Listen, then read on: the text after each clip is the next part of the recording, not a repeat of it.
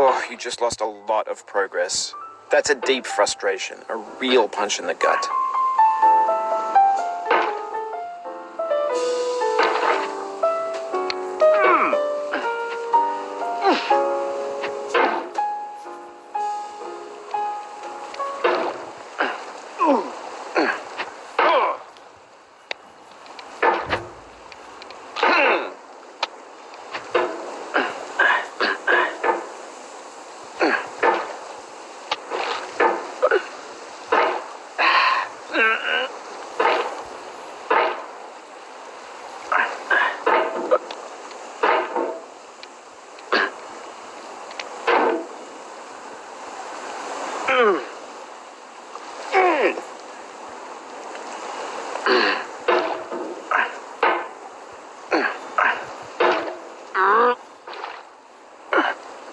There's no feeling more intense than starting over.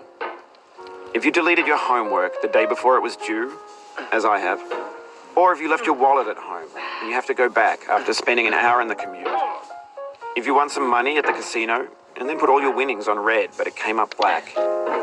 If you got your best shirt dry cleaned before a wedding and then immediately dropped food on it. If you won an argument with a friend and then later discovered that they just returned to their original view. Starting over is harder than starting up. If you're not ready for that, like if you've already had a bad day, then what you're about to go through might be too much. Feel free to go away and come back. I'll be here.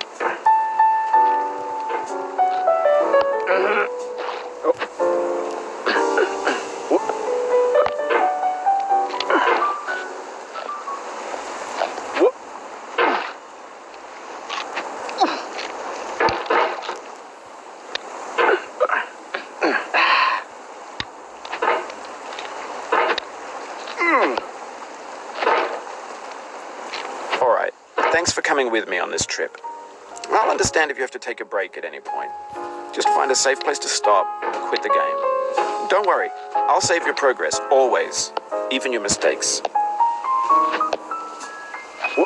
This game is a homage to a free game that came out in 2002, titled Sexy Hiking. The author of that game was Jazuo, a mysterious Czech designer who was known at the time as the father of B games. And B games are rough assemblages of found objects. Designers slap them together very quickly and freely, and they're often too rough and unfriendly to gain much of a following. They're built more for the joy of building them than as polished products. In a certain way, Sexy Hiking is the perfect embodiment of a B game.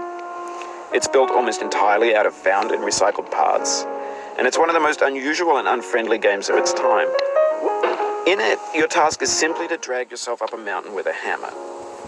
And that act of climbing, in the digital world or in real life, has certain essential properties that give the game its flavor.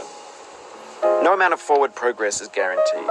Some cliffs are too sheer or too slippery, and the player is constantly, unremittingly in danger of falling and losing everything.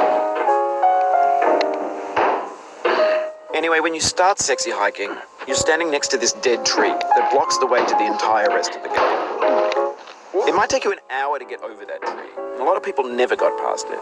You prod and you poke at it, exploring the limits of your reach and your strength, trying to find a way up and over. And there's a sense of truth in that lack of compromise. Most obstacles in video game worlds are fake. You can be completely confident in your ability to get through them once you have the correct method or the correct equipment or just by spending enough time. In that sense, every pixelated obstacle in Sexy Hiking is real.